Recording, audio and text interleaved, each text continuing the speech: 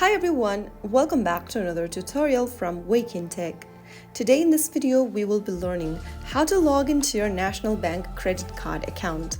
To manage your National Bank credit card online is quick and easy, so let's follow through the steps.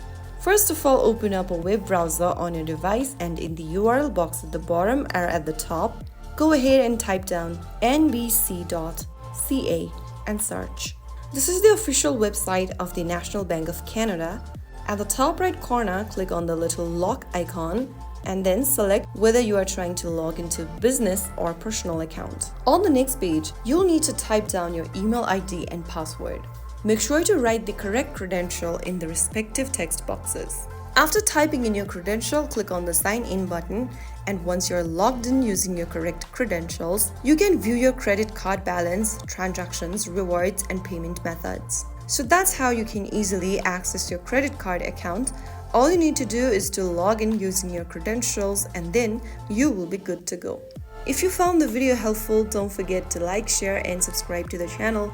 I will be back again in the next episode. Thank you for watching.